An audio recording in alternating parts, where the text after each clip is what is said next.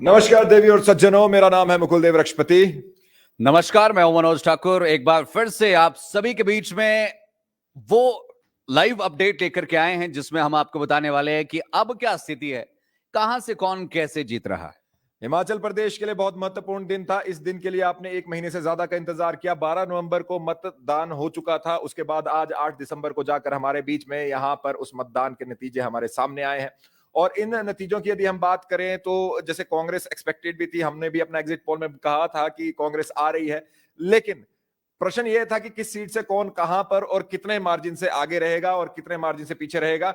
आज इस पर बात करेंगे कि क्या क्या मुख्य कारण रहे कि जिसकी वजह से यहां पर जो कांग्रेस की सरकार बन पाई, और दूसरा जो यहां पर आगे वाले समीकरण क्या बनने वाले हैं उस पर हम यहां पर बात करेंगे। बिल्कुल जी, और आपके दिल में ये इच्छाएं हैं, ये बातें हैं कि कौन कहां से कितने मार्जिन से कैसे जीत रहा है, भाई साहब, वो भी हम आपके साथ यहां पर साझा करने वाले हैं। और हमारे साथ विभिन्न कोनों से हमारे पत्रकार बंधु भी यहां पर जुड़ने वाले हैं। मुकुल जी, एक एक करके हम सभी यहां पर बताएंगे आपको। देखिए, अभी जो फाइनल निकल करके आ रहा है उसमें से 26, 25, 40 लेके मान के चलिए, 26, 39 मान करके चलिए। अभी आपके साथ वो भी हम क्लियर आउट कर देंगे। मुकुल जी, हमने जो रिजल्ट्स बनाए हैं एक बार उसकी लिस्ट को भी यहाँ पर साझा कर दीजिए। जी बिल्कुल, यहाँ पर आप लोगों को ये बताते हैं कि कहां से। देखिए, रिजल्ट तो ये पक्के हैं। कुछ एक दो जगहों पर कुछ हमारे बीच में बातचीत हो रही थी जहां पर ये जरूर आ रहा था कि हमारे बीच में जो रिकाउंटिंग हो रही है या कुछ बातें वैसी रह रही थी, वो सारी चीजें अब थोड़ी थोड़ी क्लियर होती जा रही हैं। और वही सभी चीजें आप लोगों को यहाँ पर बताएंगे। यहाँ पर सबसे पहले अगर मनोज जी बात करें हम मंडी की, तो मंडी में तो पूरा भगवामय हो गया। और जो सीट नहीं हुई वो सीट वो रही जिसमें महेंद्र सिंह ठाकुर जी, जो कद्दावर नेता रहे हैं, चाहे किसी भी पार्टी के रहे हो, इंडिपेंडेंट, अपना वर्ल्ड रिकॉर्ड एक होल्ड करते हैं कि किसी भी पार्टी से लड़के, इंडिपेंडेंट लड़के कैसे भी हमेशा वो जीते हैं। वो इस बार चुनाव नहीं लड़ रहे थे, उनके बेटे लड़ रहे थे, और केवल वही एक सीट है जहां पर कांग्रेस जीती है।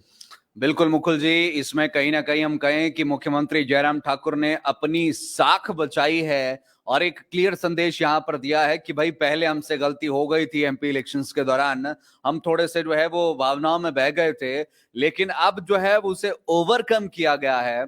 और हम कह सकते हैं जैसा पिछली बार था 9 जगहों पर जीत, वैसा ही इस बार भी 9 जगहों पर जीत हासिल की है। मंडी की डिटेल हम यहाँ पर वर्षा महंत जी से लेंगे। मैं चाहूंगा मेरे जो प्रोडक्शन क्रू है वो प्लीज यहाँ पर महंत जी को बोलें कि यहाँ पर जुड़े। और उससे पहले आपको बता दें, जब यहाँ पर चंद्रशेखर जी की बात हो रही है, मनोज जी, जैसे पहले भी हम यहाँ पर अपने मुख्य संपादक जी से बात कर रहे थे, उन्होंने भी कहा कि किस तरह से एक व्यक्ति जो है आगे बढ़ता बढ़ता इतना बढ़ता है, लगातार मेहनत करता है और मेहनत करने के बाद उसका फल अवश्य मिलता है।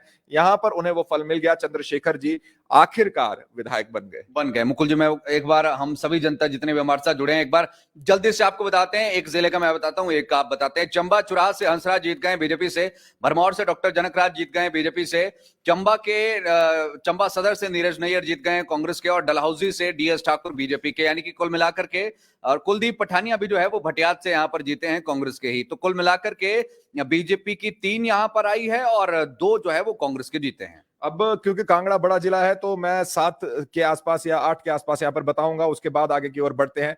कांगड़ा की बात करें, नूरपुर से शुरुआत होगी। वहां पे निक्का जी जीत गए हैं, ये हमारे बीच में भारतीय जनता पार्टी के हैं। इसके बाद मलेंद्र जी जो हैं वो इंदौरा से जीते हैं, ये हमारे बीच में कांग्रेस के हैं।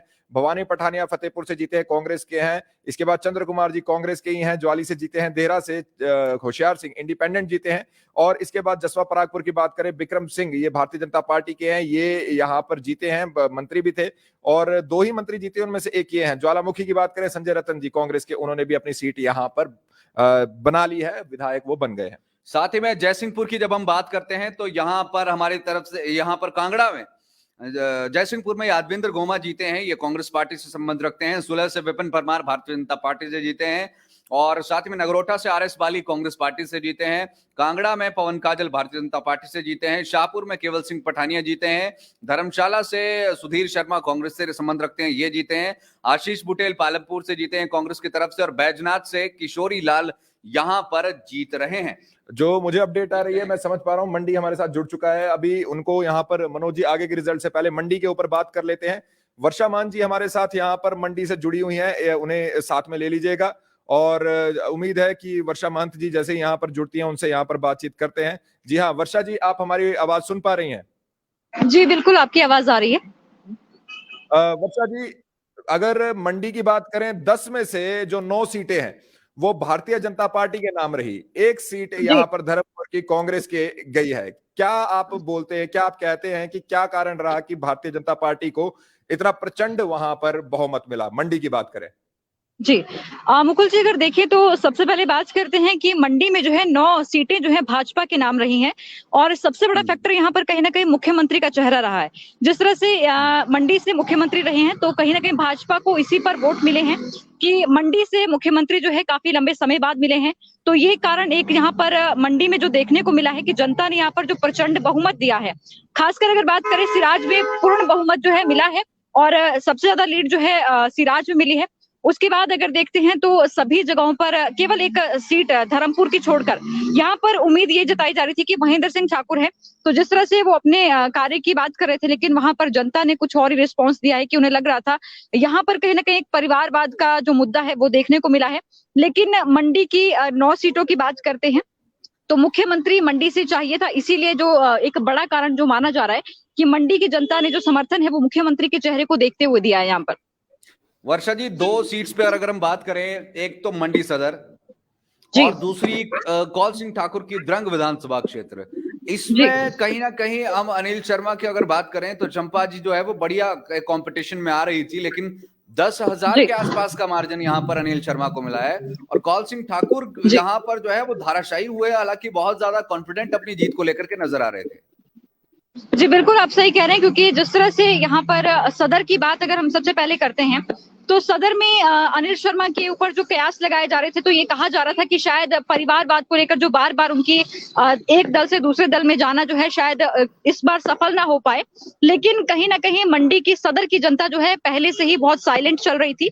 जो समर्थक थे उन्हीं के तरफ से जो है वोटों की बात की जा रही थी कि कांग्रेस आ सकती है, भाजपा आ सकती है, लेकिन साइलेंट वोटर जो है उन्होंने कहीं ना कहीं यहाँ पर अनिल शर्मा पर विश्वास जताया है एक बार फिर से।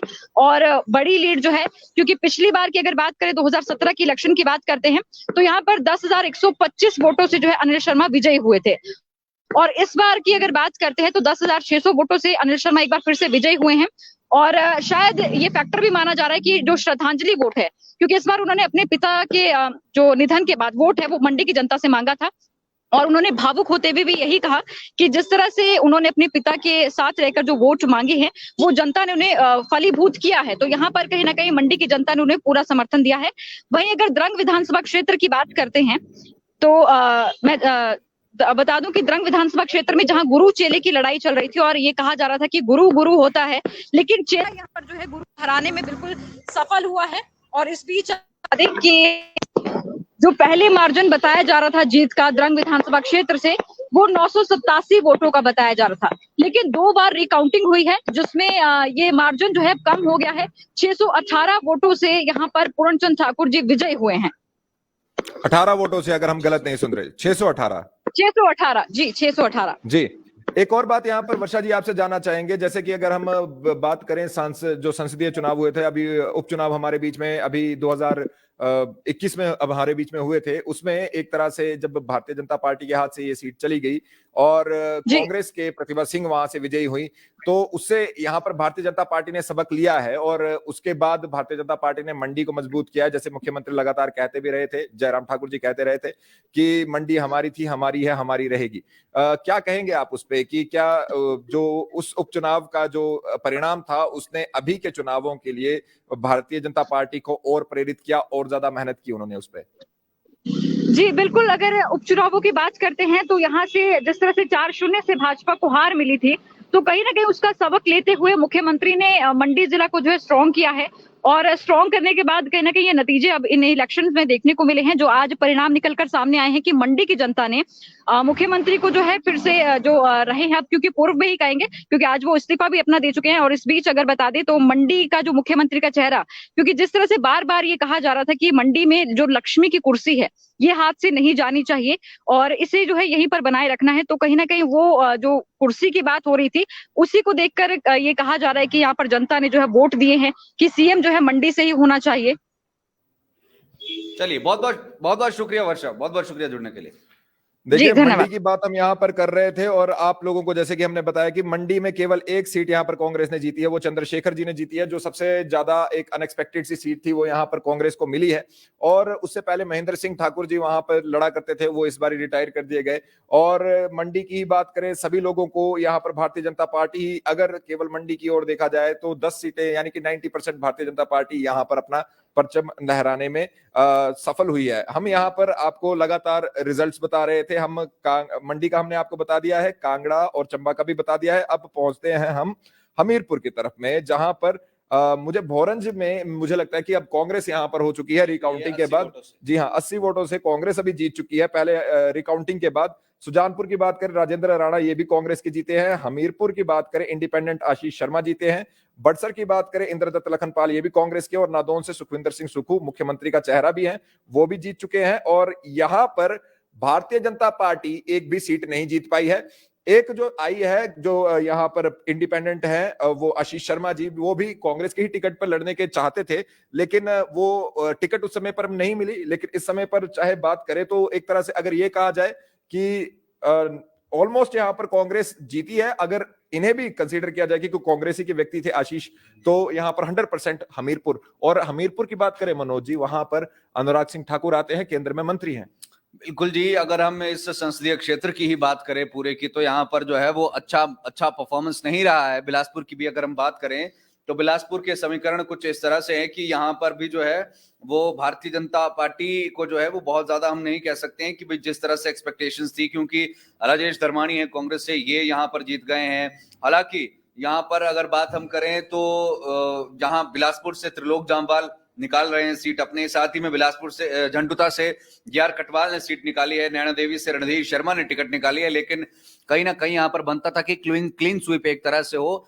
हमीरपुर में क्लीन स्वीप हुआ है एक तरह से, लेकिन एक इंडिपेंडेंट है, उसको छोड़ करके अगर बात की जाए तो क्लीन स्वीप किया गया है। यहाँ पर ऊना की ओर आपको लेकर चलते हैं। ऊना में यहाँ पर दोनों पार्टीज का बराबर सही रहा। यहाँ पर अगर चिंतपूर्णी की बात करें, वहां से कांग्रेस जीती, गगरेट से चैतन्य जीते, वो भी कांग्रेस के हैं। हरोली से मुकेश अग्निहोत्री जीते, यहाँ पे ये भी कांग्रेस के हैं। उसके बाद कुटलेहड़ से देवेंद्र जी जीते और इन्होंने तो मंत्री जी को हराया है, ये भी कांग्रेस के हैं। एक सतपाल सत्ती जी हैं जो भारतीय जनता पार्टी की, वहां पर साख बचाने में थोड़ा सा कामयाब रहे। लेकिन यहाँ पर भी आप देखें तो ओवरऑल सारी जगह पे कांग्रेस है। एक सीट केवल मात्र यहाँ पर भारतीय जनता पार्टी को मिली है। बिल्कुल मुकुल जी, लाहौल स्पीति की बात करें तो यहाँ पर से जो मंत्री थे सिटिंग, उनको यहाँ पर जो है वो बाहर का रास्ता दिखा दिया गया है। कुल्लू की अगर जल्दी से बात करें तो कुल्लू में भुवनेश्वर गौड़ मनाली से जीत गए हैं। कुल्लू से सुंदर सिंह ठाकुर जीते हैं और बंजार से सुरेंद्र शौरी है और आनी से लोकेंद्र कुमार है। यानी कि 2 कांग्रेस और 2 बीजेपी यहाँ से जीत पाए हैं। इसके बाद आपको लेकर चलते हैं सोलन की तरफ पे। यहाँ पर 5 विधानसभा की सीटों में कांग्रेस ही सभी जगह काबिज रही है। एक इंडिपेंडेंट बेशक केएल ठाकुर जी यहाँ पर जीते हैं, जिनको भारतीय जनता पार्टी ने टिकट नहीं दी थी। अर्की से संजय अवस्थी, राम कुमार जी दून से, सोलन से धनीराम शांडिल और विनोद सुल्तानपुरी कसौली से, ये कांग्रेस के हैं। और केवल एक नालागढ़ एक क्षेत्र है जहां पे केएल ठाकुर इंडिपेंडेंट यहाँ पर जीते हैं। इंडिपेंडेंट्स जो हमारे बीच में 2 जगह देख लीजिए, हमीरपुर आप देख लीजिए, वहां पे भी एक इंडिपेंडेंट है, नहीं तो कांग्रेस ही है। आप यहाँ पर देख लीजिए तो सभी यहाँ पर भी इंडिपेंडेंट है। एक हमारे बीच में बिलासपुर में हमने ये देखा जहां पर एक कांग्रेस का बाकी बीजेपी है, और मंडी में देखा जहां पे एक कांग्रेस है बाकी बीजेपी है।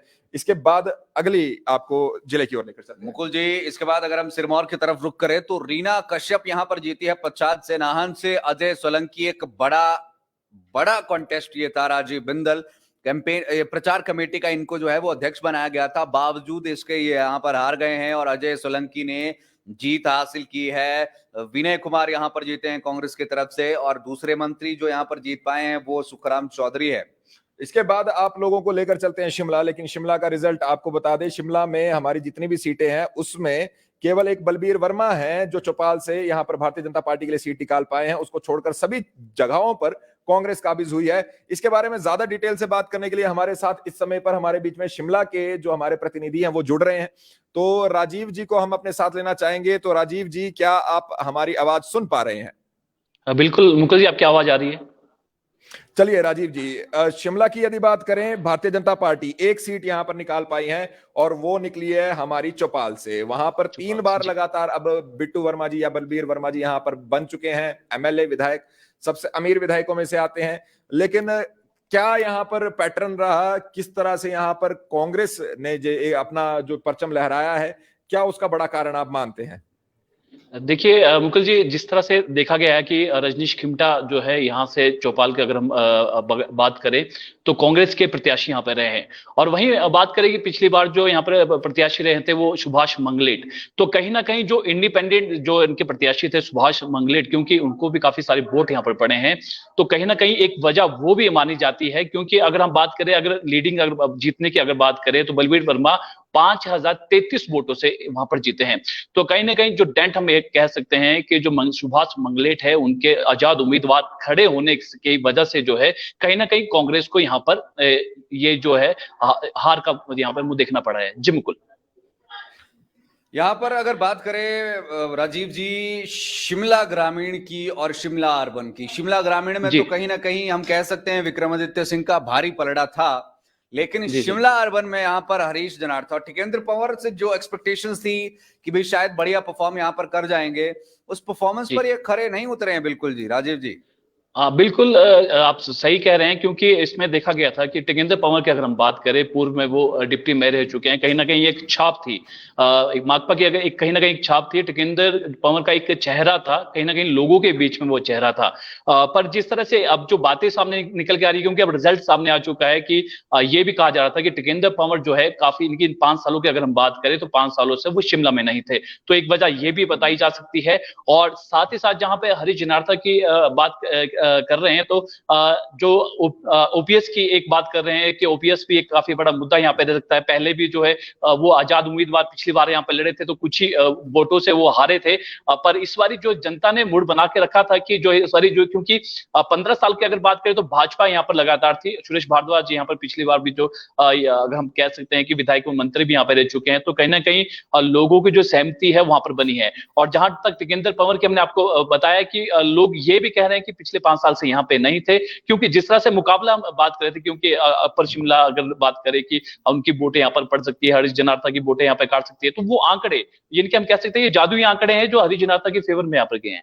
जी, यहाँ पर जब बात करें तो स्पेशली रामपुर की भी बात करना चाहेंगे। रामपुर ऐसी जगह पे है जहां से माना जाता है कि कांग्रेस का गढ़ है, कांग्रेस वहां से जीती अवश्य है, लेकिन वहां पर कौन नेगी द्वारा जो यहाँ पर एक तरह से शो प्रेजेंट किया गया, जिस तरह से उनका प्रदर्शन रहा, वो अपने आप में ही बहुत दिलचस्प रहा देखना और बहुत रोचक रहा, क्योंकि काफी समय तक वो आगे चले और बहुत ज्यादा मार्जिन से वहां पर वो नहीं हारे हैं। तो क्या ऐसा मानना सही है कि हिमाचल की राजनीति में भारतीय जनता पार्टी का अपर शिमला एरिया, खासकर रामपुर में एक नए सितारे का उदय होता हुआ हमें दिख रहा है? मुकुल जी, एक वजह सही आप कह रहे हैं कि कहीं ना कहीं अब लोग जो है हिमाचल के लोग काफी समझदार भी हैं, और युवा को जो है आगे बढ़ने की भी यहाँ पर बात की सकते हैं। एक फैक्टर हम ले सकते हैं, युवा का भी हम फैक्टर ले सकते हैं कि कॉल जो नेगी है, एक युवा है, उसको सोच के यहाँ पर सामने आई। और जैसे ही सुबह के अगर सुबह से जो जितने भी राउंड हो रहे थे, तो कौल सिंह जो नेगी है वो आगे यहाँ पर बढ़ रहे थे, जो नंदलाल है वो काफी पीछे यहाँ पर चल रहे थे। पर जिस तरह से वही हमने आपका कहा कि युवा एक सोच है, युवा के साथ जो है लोग चलना चाहते हैं, जनता यहाँ पे चलना चाहती है। और जहां तक बात आप कह रहे हैं कि जो रामपुर हमेशा जो है कांग्रेस का यहाँ पर रहा है, कांग्रेस का गढ़ यहाँ पे रहा है, तो ये आंकड़े कहीं ना कहीं चकित यहाँ पे जिस तरह से कांग्रेस के लिए चिंता भी दे सकते हैं, क्योंकि काफी मुश्किल से अब लीड की आप बात करें तो 567 वोटों से नंदलाल जो है यहाँ पर जीते हैं। जी राजीव जी, यहाँ पर कुलदीप सिंह राठौर की बात करें, पहले प्रदेशाध्यक्ष के तौर पर इनको जिम्मेदारी दी गई और अब ऐसी जगह से टिकट निकाली है जहां पर सिंघा साहब जो है वो जीता करते थे, इंदु वर्मा वहां पर, खाची जी वहां पर और अजय श्याम जी वहां पर। मतलब एक टफ सीट थी ये, और इस टफ सीट को बड़े ही बेहतरीन तरीके से ये यहाँ पर निकाल करके गए हैं। उनकी परफॉर्मेंस को लेकर के क्या कहना चाहेंगे? क्या उन्हें अंडररेटेड समझा जाता है पहले से लेकर? बिल्कुल, जिस तरह से शुरू से जो रुझान यहाँ पे आ रहे थे, लोगों से जब हम बातचीत भी करते थे तो कांग्रेस का कहीं वहां पर नहीं दिख रहा था कि कांग्रेस वहां पे आ सकती है।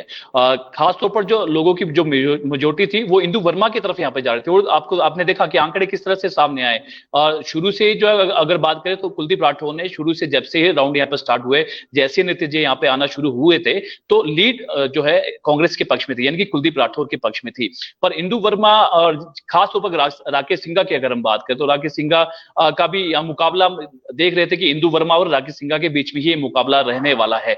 परंतु जिस तरह से आंकड़े वही कहा कि जादुई आंकड़े हम कह सकते हैं, और कुलदीप राठौर को काफी इग्नोर भी यहाँ पे किया जा रहा था कि क्योंकि आज से पहले भी वो कभी लोगों के बीच में हम जाते थे, तो उनका कहना कि आज से पहले कभी यहाँ पे नहीं आए, और पहली बार जो है इलेक्शन लड़ना और अच्छी जो लीड से यहाँ पर जीते हैं, यानी कि लगभग जो है 5259 जो है यहाँ लीड यहाँ से जीते हैं। तो कहीं ना कहीं एक हम फिर से ये कहना चाहूंगा कि जो लीड यहाँ पर इसलिए मिल रही है कि लोग जो है बदलाव यहाँ पर चाहते थे। अगर ठियो की अगर बात करें तो बागवान वहां पे काफी सारे रहते थे, बागवान की समस्या थी, लोग परेशान थे, तो एक वजह ये भी रह सकती है। ओपीएस एक जो है कर्मचारी जो कहीं ना कहीं कन्वर्ट हुआ है, कांग्रेस की तरफ कन्वर्ट हुआ है ओपीएस बहाल करने के लिए। जी मुकुल जी, चलिए बहुत बहुत शुक्रिया यहाँ पर राजीव जी। आपका कोई प्रश्न है?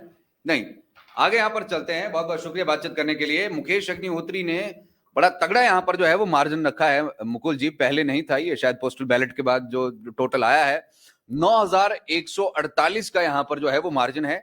38,652 वोट्स इनको मिले हैं। राम कुमार काफी पीछे चले गए हैं, 29,504 वोट्स इनको यहां पर से मिली है। और मुकुल जी, जैसा कि हमने एग्जिट पोल निकाला था वो एग्जैक्ट पोल हो गया। बिल्कुल, ये हम यहाँ पर कहना भी चाहेंगे, काफी ज्यादा लोगों को लग रहा था कि हमने किसी पार्टी विशेष के बारे में निकाला है, पर ऐसा कर रहे थे। बिल्कुल ऐसा नहीं था। हम लोगों के बीच में थे, इसलिए हमें उस चीज का आइडिया था। हमारे पास लाइन में कोई और है जी, कौन है?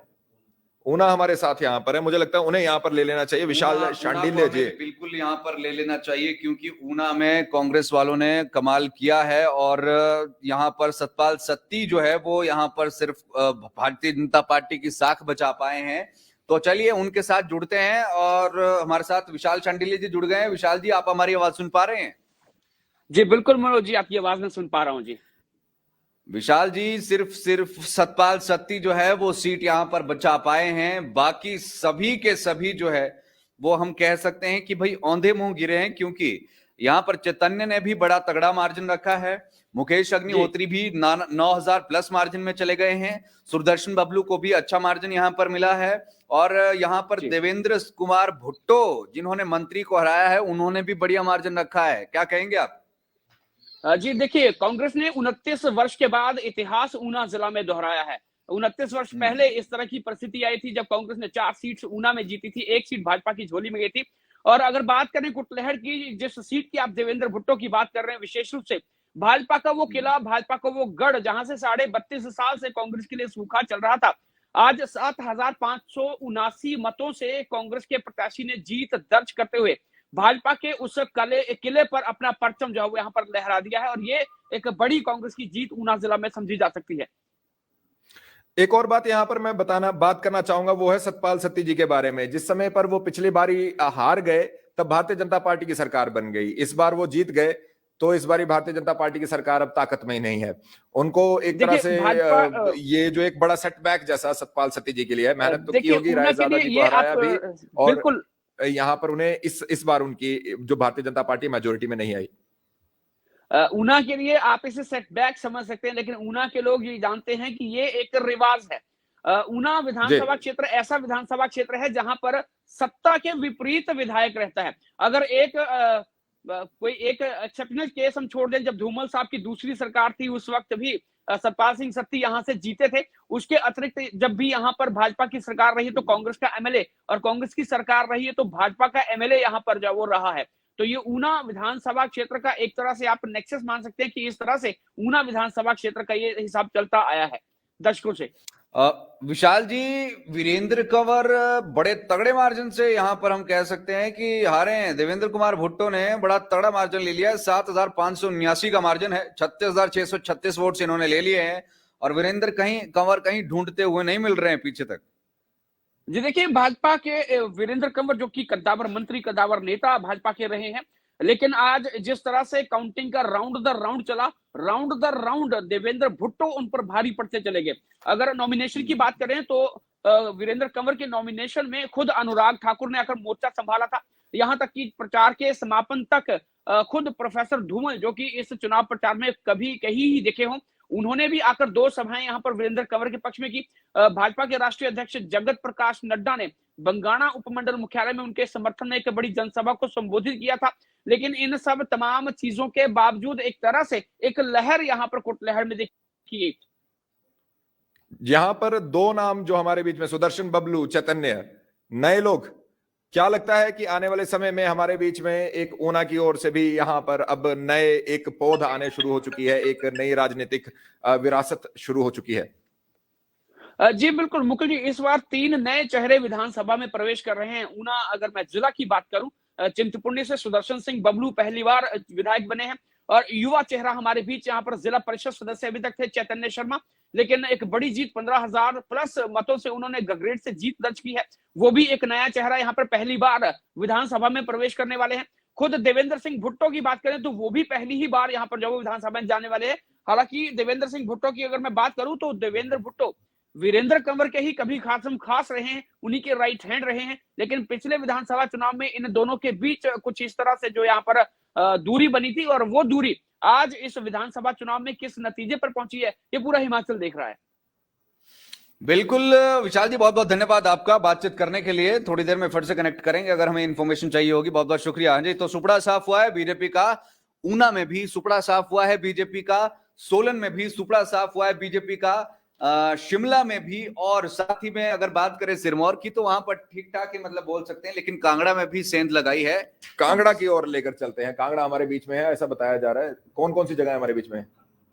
कांगड़ा और पालमपुर, दोनों को आप साथ ले लीजिए अगर हो पाए तो हमारे बीच में कांगड़ा और उसी के साथ पालमपुर से हमारे यहाँ के जो हमारे कॉरेस्पोंडेंट है वो जुड़े हैं। कांगड़ा से मिलन राजपूत जी हैं और पालमपुर से शालिका ठाकुर जी हैं। क्या आप दोनों हमारी आवाज सुन पा रहे हैं? जी मुकुल जी। जी चलिए, बहुत बढ़िया। शालिका जी, पहले आपसे शुरू करते हैं, अब पालमपुर से शुरू करते हैं। पालमपुर की बात करें, इस बार बताया जा रहा था त्रिलोक कपूर जी जो हैं उन्होंने काफी काम भी किया है और उम्मीद थी कि जो बुटेल्स का किला है, पालमपुर का किला है, उसे भेद पाएंगे, लेकिन ऐसा हुआ नहीं। क्या कारण रहे? आपको क्या लगता है, क्या यहाँ पर कमी रह गई?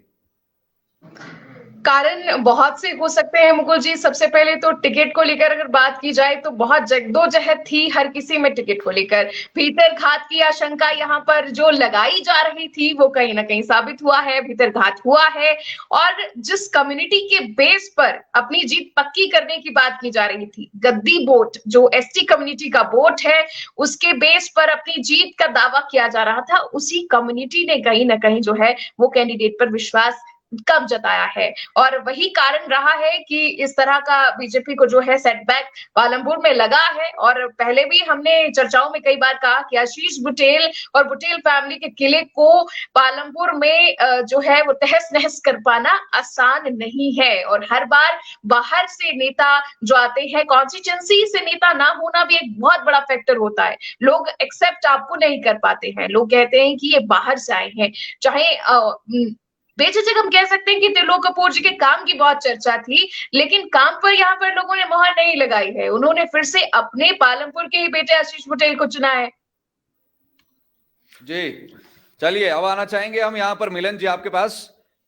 मिलन जी, कांगड़ा में तो कमाल ही हो गया जी। कांग्रेस ने बड़ी तगड़े तरीके से यहाँ पर इतनी सीट्स लेकर के आए हैं कि भारतीय जनता पार्टी के गिने चुने विपिन परमार है जी, पवन काजल है, पवन काजल भी यहाँ पर भारतीय जनता पार्टी ने कांग्रेस से ही लाए थे, ये यहाँ पर जीते हैं। बाकी तो यहाँ पर रणवीर निक्का यहाँ पर जीते हैं और विक्रम सिंह भी जीते हैं। इन तीनों को छोड़ करके बाकी यहां से कोई भी नहीं जीत पाया है। ये क्या कहना चाहेंगे आप इसको लेकर के? 3 है मेरे ख्याल से। हाँ, एक इंडिपेंडेंट साथ में होशियार जी चौथे हैं।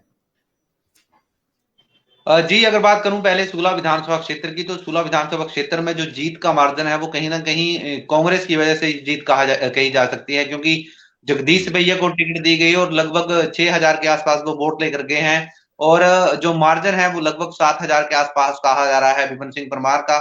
तो कहीं ना कहीं कांग्रेस ने ये एक बड़ी गलती की थी सूला विधानसभा क्षेत्र में। यही कारण है कि आज जो है कांग्रेस ने एक सीट जो है यहाँ से गवा दी है, क्योंकि पिछली बार जो है विपिन सिंह परमार 10,000 से अधिक मतों से जीते थे। इस बार जो है मार्जिन कम हुआ। विधानसभा के अध्यक्ष थे, विकास के बड़े बड़े दावे कर रहे थे बाकायदा, लेकिन जो है एंटी इनकम्बेंसी उनके पास अच्छी खासी थी। लेकिन कहीं ना कहीं जगजीवन पाल जो है निर्दलीय जो है चुनाव नहीं जीत पाए, क्योंकि सूला विधानसभा क्षेत्र एक तो बहुत बड़ी विधानसभा क्षेत्र है, 1,12,000 मतदाता ही है, तो ऐसे में निर्दलीय प्रत्याशी को इसे कवर करना के लिए मुश्किल था। वहीं दूसरी सीट जो भाजपा ने जीती है कांगड़ा, तो कांगड़ा में जीतने के लिए शायद पवन काजल अब कहीं ना कहीं जरूर पछता रहे होंगे, क्योंकि अगर वो कांग्रेस से भी चुनाव लड़ते तो कांग्रेस से भी जो है पवन काजल निश्चित रूप से जीतते, लेकिन कहीं ना कहीं उन्होंने भारतीय जनता पार्टी का दामन थामा। अब चुनाव तो जीत गए हैं, लेकिन शायद उसका कोई फल जो है उन्हें नहीं दिखाई देगा, क्योंकि तीसरा चुनाव लगातार जीते हैं। कैबिनेट मंत्री का जो पद उन्हें कंफर्म था अगर भारतीय जनता पार्टी सत्ता में आती, लेकिन ऐसा नहीं हुआ। अब नूरपुर की तरफ चलूंगा। नूरपुर में जो है रणवीर सिंह निक्का एक तरफा जो है उन्होंने धाराशाही कर दिया। जब एक बार हम उनको इंटरव्यू कर रहे थे तो उन्होंने बाकायदा कहा था कि अगर मैं नहीं जीत रहा हूं तो शायद कांगड़ा में कोई भी नहीं जीतेगा। उसका कारण उन्होंने बड़े स्पष्ट किया था कि लगातार पिछले 3 सालों से वो जनता के बीच है। हर अगर विधानसभा समग्र जिला विधानसभा क्षेत्र के हर घर की बात की जाए तो उन्होंने डोर टू डोर जो है हर घर को टच किया है। लोगों के साथ जो है उनका सीधा सीधा संपर्क है। उनकी धर्मपत्नी लगातार लोगों के संपर्क में है, बात करते हैं। तो कहीं ना कहीं एक एज फैक्टर था। और जिस प्रकार से ये जीते हैं तो जो ये कह रहे थे कि हम आजाद भी जीत जाएंगे, तो कहीं ना कहीं अगर रणवीर सिंह निक्का आजाद भी लड़ते तो शायद चुनाव जीतते। और इसके अलावा विक्रम सिंह की बात यहाँ पर मैं जानना चाहूंगा नगरोटा के बारे में। ऐसा माना जा रहा था कि हमारे बीच में जो बाली साहब हैं उनके निधन के बाद आरएस बाली जी उनकी जो विरासत है वो वैसा नहीं संभाल पाएंगे जैसे जीएस बाली जी ने संभाली थी।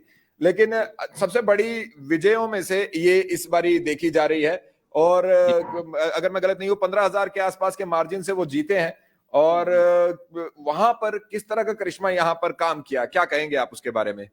जी, नगरोटा बगवा विधानसभा क्षेत्र में अगर बात की जाए तो आरएस वाली ने पहले ही कहा था कि मैं लगभग 17,000 के आसपास जीतूंगा, क्योंकि एक तो जो लोगों ने पहले गलती की है, जो 2017 में गलती कर दी है, लोग उसका जो है पश्चाताप करना चाहते हैं। दूसरी बात, कहीं ना कहीं ये चुनाव सीधा सीधा जीएस वाले के नाम पे लड़ा जा रहा था। अगर पोस्टर्स में देखा जाए या फिर कहीं भी देखा जाए, जीएस वाले के नाम पे चुनाव लड़ा गया। तो पहले भी वो लगातार 4 चुनाव जीते थे, तो वो अपना 5वां चुनाव हारे थे और बिल्कुल कम मार्जिन से वो चुनाव हारे थे।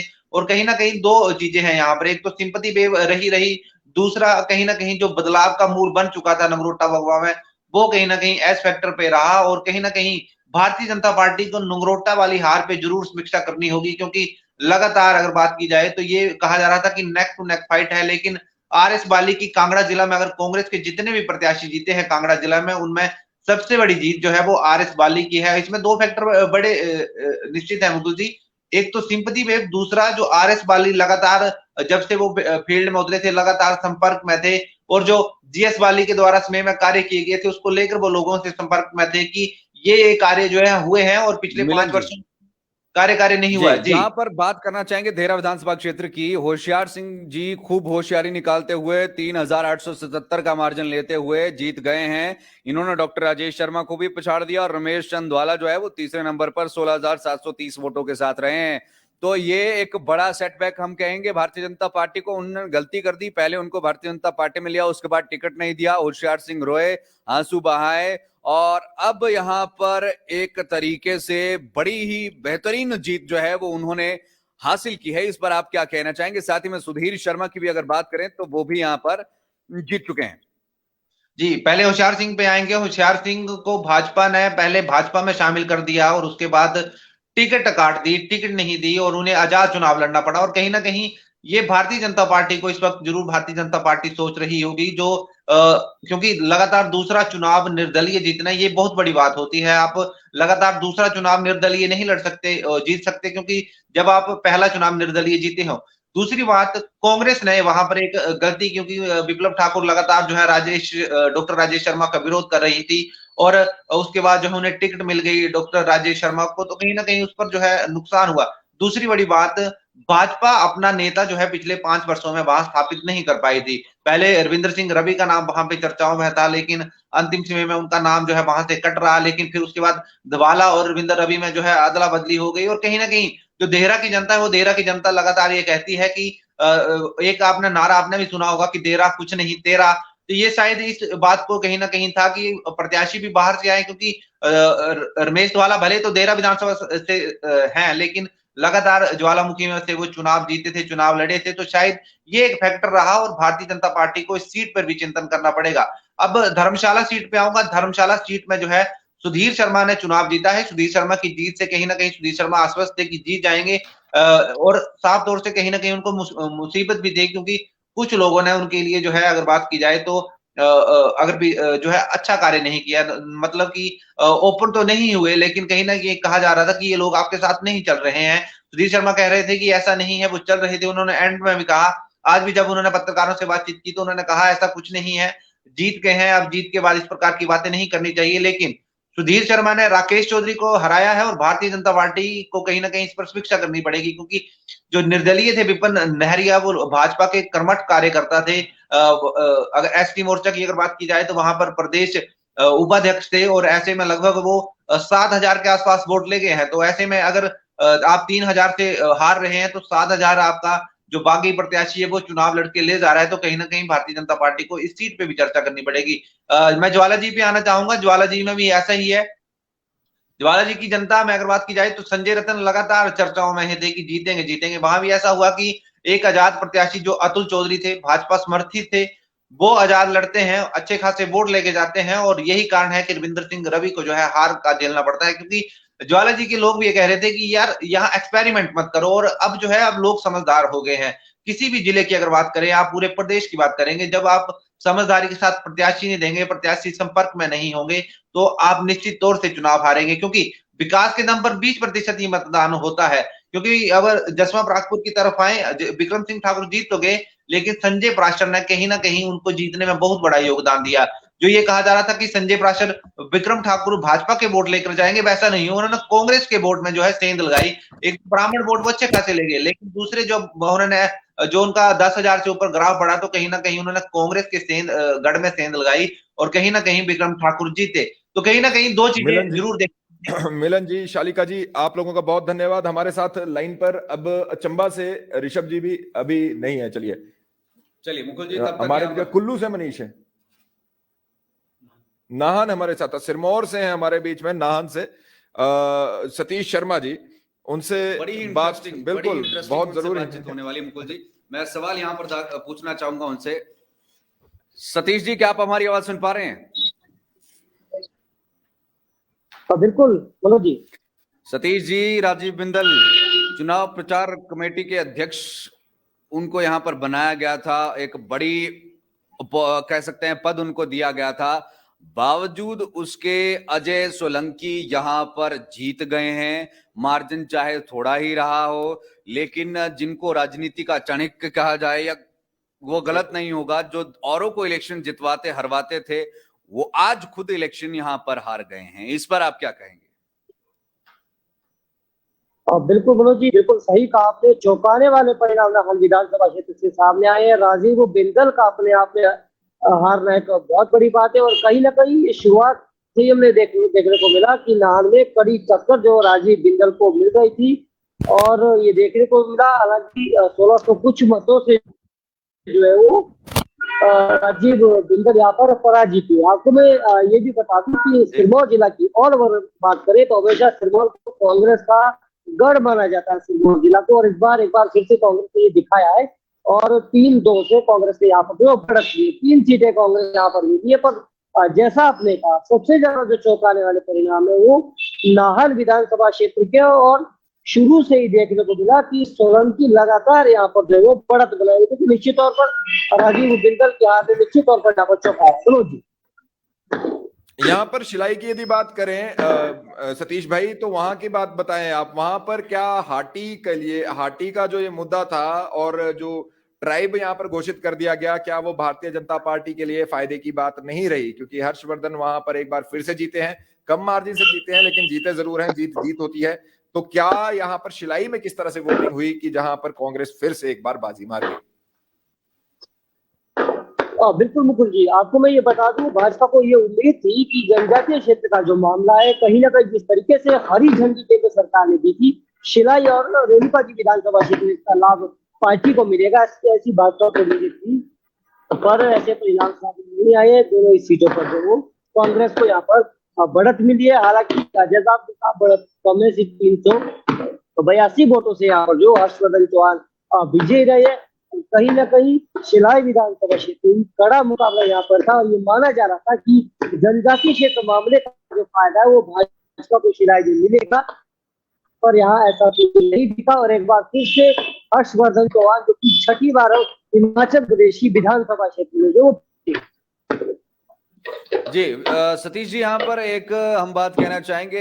यहाँ अगर 50 विधानसभा क्षेत्र की बात की जाए, दयाल प्यारे भी कह रहे हैं कि एक वरिष्ठ जो नेता है उन्होंने बेड़ा गर्क कर दिया।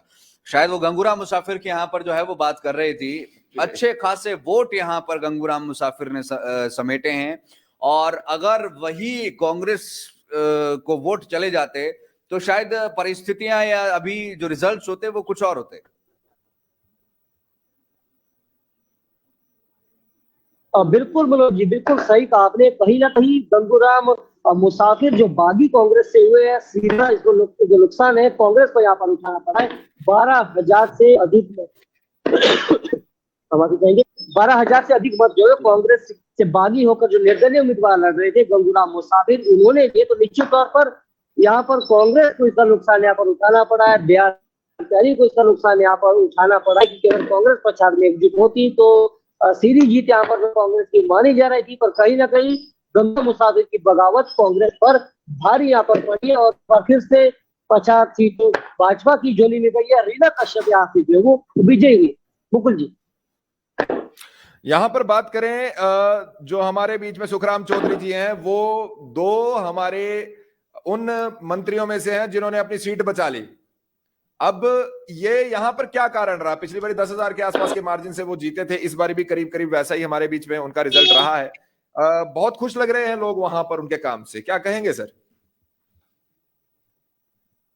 बिल्कुल, आपको मैं ये बता दूं, सुखराम चौधरी करीब 8,596 मतों से वो यहाँ पर विजयी रहे। एक बड़ा मत यहाँ पर उनको मिला, फिर से एक जबरदस्त समर्थन उनको यहाँ पर जो वो मिलता दिख रहा है। और कहीं ना कहीं सुखराम चौधरी का जिस तरीके से स्वभाव रहा है, जमीनी स्तर से जुड़े हुए नेता सुखराम चौधरी माने जाते हैं, और सीधा लाभ उनको मिला है। जैसा हिमाचल प्रदेश में देखने को मिला है, अधिकतर मंत्रियों को हार का सामना हिमाचल प्रदेश के भीतर मौजूदा समय में करना पड़ा है। तो सुखराम चौधरी ने न केवल जीत दर्ज की है, बल्कि बड़े मार्जिन से जीत यहाँ पर सुखराम चौधरी ने जो प्राप्त किए। तो निश्चित तौर पर सुखराम चौधरी की वर्किंग यहाँ पर जो सराहनीय है, और जिस तरीके से उनका कामकाज भी रहा, लोगों ने उस पर मुहर यहाँ पर जो सीधे तौर पर लगाई है।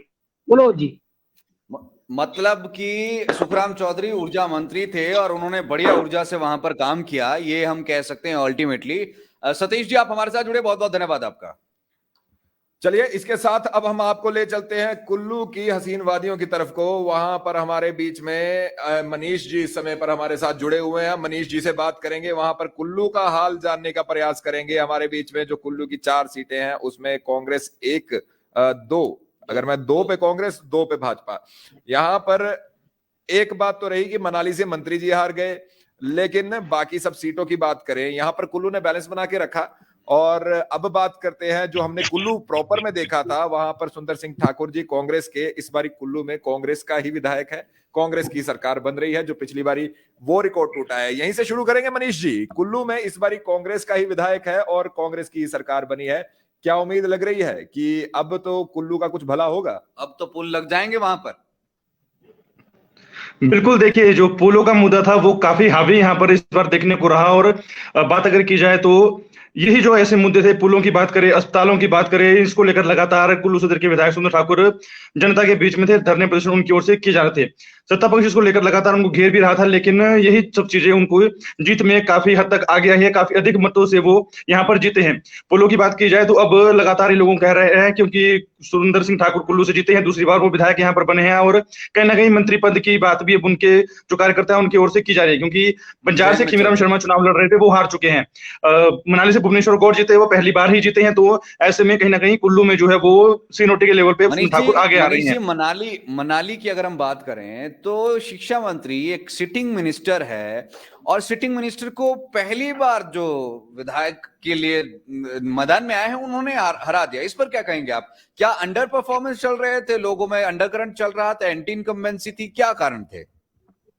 बिल्कुल, एंटी इनकम्बेंसी उनके खिलाफ लगातार हो रही थी, क्योंकि 3 बार वो विधायक रह चुके हैं, 15 सालों से वो विधायक थे। और मनाली विधानसभा क्षेत्र में इस बार कांग्रेस ने नारा दिया था कि जो सीट है वो जरूर निकाली जानी चाहिए। और एक तरफा जो कांग्रेस थी वो कार्य कर रही थी, और एकजुट होकर इस बार कांग्रेस कार्यकर्ता कार्य कर रहे थे।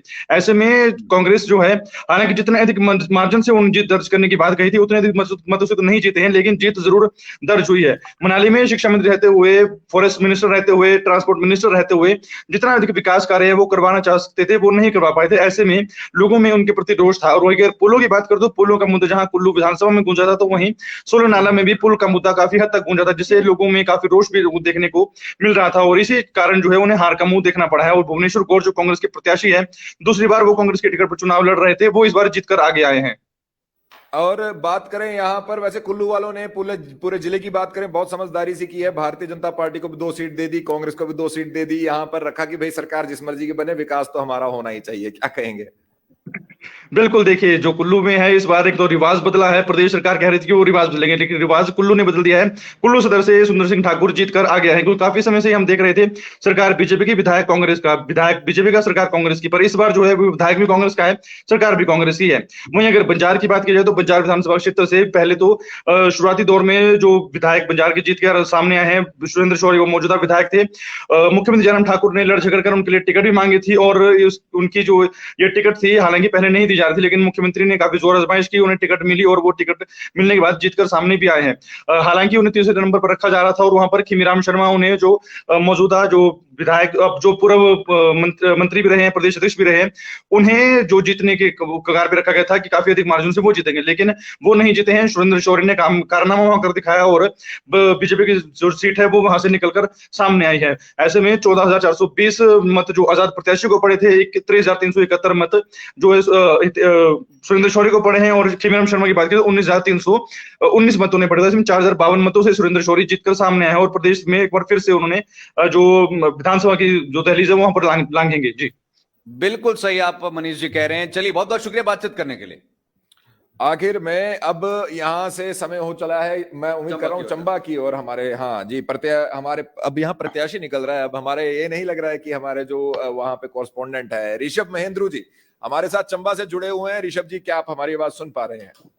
जी जी मुकुल जी, नमस्कार। ऋषभ जी, शुरुआत करेंगे सबसे पहले चंबा सदर से ही। चंबा की बात करें, अगर मैं गलत नहीं हूं तो 15 साल के बाद कांग्रेस आई, और आई भी ऐसे समय पर जब बाकी सारी जगह पर भारतीय जनता पार्टी, हालांकि कुलदीप पठानिया भी यहां पर सीट निकाल के चले गए भटियात की, लेकिन एक समय ऐसा दिख रहा था कि भारतीय जनता पार्टी जो है वो 4-1 से चंबा पूरे जिले को जीतेगी। लेकिन नीरज नैयर यहाँ पर 15 साल के बाद, हर्ष महाजन जी के बाद, मुझे लगता है पहले नेता हैं जिन्होंने कांग्रेस की टिकट पर यहाँ पर चुनाव जीता है। क्या कहेंगे पहले उसके बारे में, क्या कारण रहे जी उसके?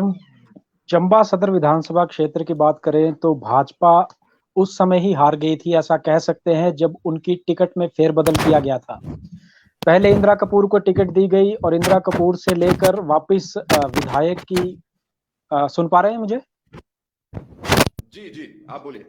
वापिस इंदिरा कपूर से टिकट लेकर वापिस विधायक पवन नैयर की धर्मपत्नी को दी गई, तो कहीं ना कहीं हार का वो कारण कहा जा सकता है। इंदिरा कपूर ने भी काफी जोर आजमाइश की, हालांकि वो ज्यादा वोट हासिल नहीं कर पाई, केवल 2443 वोट ही हासिल कर पाई। लेकिन नीरज नैयर की शुरुआती दौर से ही काफी एक तरफा हवा लग रही थी, और ऐसा माना जा रहा था कि काफी भारी मतों से नीरज नैयर जीतने वाले हैं, और नीरज नैयर ने वैसा ही किया। काफी भारी मतों से 7,782 मतों से उन्होंने विजय हासिल की है, और अपने प्रतिद्वंदी नीलम नैयर को पराजित किया है।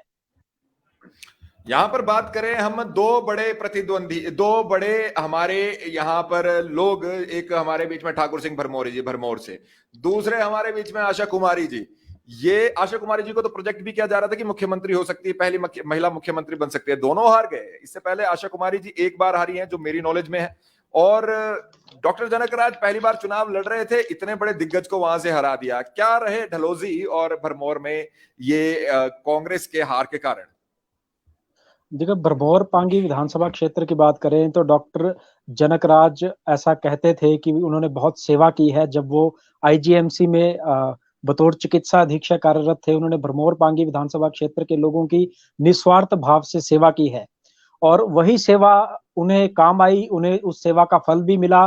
साथ ही साथ कोई भीतरघात नहीं हुआ। ऐसा माना जा रहा था कि हो सकता है अनिल कुमार, जो कि भाजयुमो के जिला अध्यक्ष थे, काफी प्रबल दावेदार थे भरमौर पांगी विधानसभा क्षेत्र के से टिकट के भाजपा की ओर से, लेकिन उन्होंने भी डॉक्टर जनक का ही हाथ थामा और कंधे से कंधा मिलाकर कार्य किया, और इसका फल पूरी तरह से डॉक्टर जनकराज को मिला है। पांगी की बात करें तो पांगी से, जी जी, यहाँ पर अगर हम अच्छा डलहौजी पर आ पा रहे हैं, चलिए डलहौजी पर बात करिए। आशा जी। कुमारी एक्सपेक्टेड नहीं था कि इतने तगड़े मार्जिन से हार जाएंगी। आशा कुमारी हमें भी एक्सपेक्टेड नहीं था। इवन डीएस ठाकुर जी जिन्होंने जीत के बाद हमारे साथ बातचीत की, उन्होंने भी यही कहा कि उन्हें भी इतना एक्सपेक्टेशन नहीं था कि इतने भारी मतों से वे जीतने वाले हैं।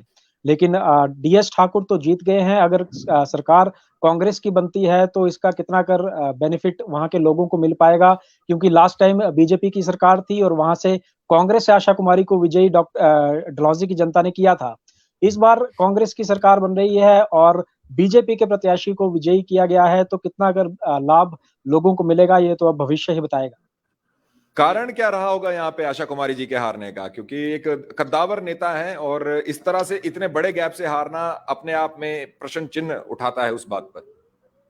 जी, कारण के बारे में तो हम भी स्पष्ट नहीं बता पाएंगे कि कारण क्या रहे होंगे। कहीं न कहीं आशा कुमारी ने काफ़ी ज़ोर आज़माइश की, जनबल बनाम धनबल का उन्होंने नारा दिया था कि मेरे साथ जनता है, और डीएस ठाकुर के साथ धन है, वो धन का प्रयोग कर रहे हैं। लेकिन ऐसा भी हुआ, आपने भी देखा था कि ओपीएस बनाम डीएस ठाकुर भी चलाया गया, लेकिन वो भी काम नहीं आया। कुल मिलाकर जितने भी उन्होंने प्रयोग किए, एक भी प्रयोग सफल नहीं हुआ और अंततः जीत डीएस ठाकुर की हुई है। यहाँ पर बात करें चुराह की, तो हंसराज जी काफी चर्चित रहे हैं अपने ऑडियोज, कथित ऑडियोज को लेकर के, कथित चैट्स को लेकर के, या कथित वीडियोज को लेकर के भी। तो इस समय पर अगर हम बात करें इनकी, तो ये भी अच्छे खासे मार्जिन से यहाँ पर जीते हैं। तो क्या यहाँ पर ऐसा रहा होगा, या क्या कुछ ऐसी खूबी रही होगी हंसराज जी में, जो एक बार फिर से यहाँ पर जो है वो इन्होंने, हम कह सकते हैं कि विधानसभा के सदन में ये पहुंचेंगे। देखिए, चुराह विधानसभा क्षेत्र की बात करें तो यहाँ 2 रिकॉर्ड टूटे हैं। आज तक इस विधानसभा क्षेत्र में किसी भी प्रत्याशी ने हैट्रिक नहीं लगाई है। डॉक्टर हंसराज पहले वो प्रत्याशी हैं जिसने जीत की हैट्रिक लगाई है। इसी के साथ चुराह विधानसभा क्षेत्र अब तक एक ऐसा विधानसभा क्षेत्र था जहां भाजपा या कांग्रेस जिस किसी ने भी अपना नया प्रत्याशी, नया चेहरा उतारा, उसे जीत जरूर मिली है। लेकिन यशवंत सिंह खन्ना इसमें नाकामयाब रहे और उन्हें हार का सामना करना पड़ा है।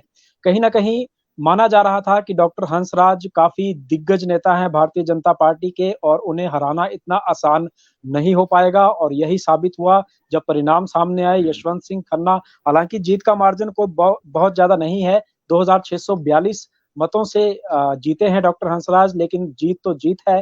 डॉक्टर हंसराज एक बार फिर से विधानसभा पहुंचे हैं और उन्होंने कहा है कि विकास की गंगा चुराह विधानसभा क्षेत्र में बही है और इस विकास की गंगा को वह रोकने नहीं देंगे। आपका बहुत बहुत धन्यवाद ऋषभ जी, यहाँ से हमारे साथ जुड़ने के लिए। चंबा से हमारे बीच में ऋषभ धन्यवाद जी, हमारे संवाददाता भी हमारे बीच में जुड़े थे। मुकुल जी, एक बात मैं चंबा के बारे में वैसे कहना चाह रहा था मनोज भाई।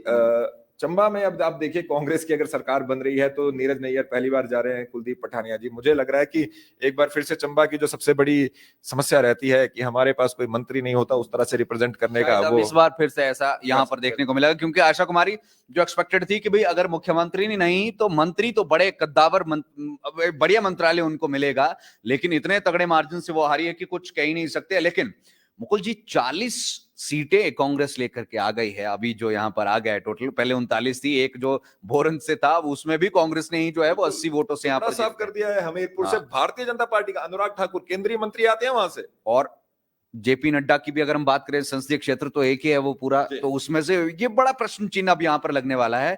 40 सीटें कांग्रेस ने ले ली, 25 सीटों पर जो है वो यहाँ पर भारतीय जनता पार्टी सिमट गई है, और 3 इंडिपेंडेंट भी यहाँ पर जीते हैं। मुकुल जी, हमारा एग्जिट पोल बिल्कुल एग्जैक्ट था, बिल्कुल एग्जैक्ट था। हमने 26 से 29 सीट्स दिया था भाजपा को, और 34 से 40 सीट्स दिया था कांग्रेस को, और 2 से 5 दिए थे अन्य को। देखिए, ये अब बात रहती है कि जब कहा था तब लोग कह रहे थे आप तो ऐसा ही कहेंगे, आप तो ऐसा ही। देखिए, एग्जिट पोल पे हमें किसी को ऊपर या नीचे करके कोई फर्क तो पड़ेगा नहीं, क्योंकि रिजल्ट तो जो आने हैं वो आने हैं। ये जरूर था कि वोटिंग के पैटर्न को हम लोगों से बात करके बहुत पता चला। एक ओपीएस एक बड़ा मुद्दा रहा ऑब्वियसली, और स्टूडेंट्स के बीच में बेरोजगारी का भी बड़ा मुद्दा रहा। तो जी, एक बड़ी खास बात यह रही है कि 43% वोट प्रतिशत बीजेपी का रहा है, 43.9% जो वोट शेयर है वो कांग्रेस का रहा है। यानी कि 0.9% जो वोट शेयर है उसने ये 10 से 15 सीटें जो है इधर से उधर की है। ये बड़ा धमाका है। एक और बड़ी बात है, ये वैसे हालांकि भारतीय जनता पार्टी इसे बहुत अच्छे से करती है, लेकिन यहां पर भी कांग्रेस ने इस बार इस तरह से जीत दर्ज की है। भारतीय जनता पार्टी को यह पता होता है कि हमें सीट निकालनी है, हमें वोट परसेंटेज नहीं बढ़ानी, क्योंकि उससे एक दो चीजें होती है। देखिए, सीट निकालने के लिए आपको पर्टिकुलरली उस जगह में सबसे ज्यादा मत चाहिए, ये नहीं चाहिए कि आपके 50% से ज्यादा मत हो। तो वही यहां पर भारतीय जनता पार्टी उसमें बहुत एक्सपर्ट मानी जाती है कि उन्हें पता है कि कैसे करना है। यहां के जो रिजल्ट है उससे यह भी पता चलता है कि भारतीय जनता पार्टी की पॉपुलैरिटी में कोई कमी नहीं है, लेकिन स्ट्रेटेजी इस बार कांग्रेस की ज्यादा अच्छी चली। बिल्कुल सही आपने कहा है मुकुल जी, यही पूरा ओवरऑल यहां पर रहा है और मुझे लगता है this is enough for right now. और आपको पता भी लग गया होगा कि भाई कहां कहां पर से कौन कौन जीता है। हमने एक एक करके आपको जानकारी भी दे दी है और हमारी टीम जो है वो आपको एक एक बढ़िया फोटो के साथ दे रहे हैं कि किसको कितने वोट मिले हैं, कितना अंतर मिला है। तो आप वो भी जरूर देखते रहिएगा। उम्मीद ये है कि आपको हमारी कवरेज पसंद आई होगी। सुबह 8 बजे से आप लोगों के बीच में हमारे जो लाइव प्रोड्यूसर हैं, हमारे विशाल सूद जी, अजय भाटिया जी, निशांत सूद जी भी थे, निशांत शर्मा जी भी थे, उसी के साथ अमित जी भी थे, अमित पुंडीर जी भी थे, पंकज सर हमारे जो चीफ एडिटर हैं, लगातार आप लोगों के बीच में, और उसके साथ पूरे हिमाचल भर से जितने भी हमारे कॉरेस्पॉन्डेंट है, कोने कोने से आप लोगों तक ये लाइव पहुंचाने की कोशिश कर रहे थे। उम्मीद है लाइव टाइम्स टीवी की 2022 की ये महा कवरेज इलेक्शन की आपको पसंद आई हो और निष्पक्ष रही हो। बिल्कुल, हमने अपनी ओर से निष्पक्षता निष्पक्ष लगी आपको, क्योंकि हमने जब एग्जिट पोल भी बताया, उससे पहले भी बताया, हमने प्रयास ये किया कि केवल आपकी आवाज बने और किसी की ना, चाहे वो भाजपा है, चाहे कांग्रेस है, चाहे सीपीआई है, चाहे आम आदमी पार्टी, हमने सबको बराबर कवरेज दी। और उम्मीद यही थी कि आप लोगों तक कवरेज पहुंचे, आप लोग निर्णय लें। इसलिए जब भी हमने डिबेट भी की, हमने यही कहा कि विवेक से आपको वोट करना है। फिलहाल के लिए आप लोगों से अनुमति यहां पर लेना चाहेंगे लाइव टाइम्स टीवी के लिए। मेरा नाम है मुकुल देव वृक्षपति और मैं मनोज ठाकुर। इस स्ट्रीम पर कैमरा पर हमारे साथ दिया senior video journalist Ajay Bhatia ji ने और विशाल सूद जी ने इसका प्रोडक्शन देखा। धन्यवाद। जय हिंद, जय भारत, जय हिमाचल।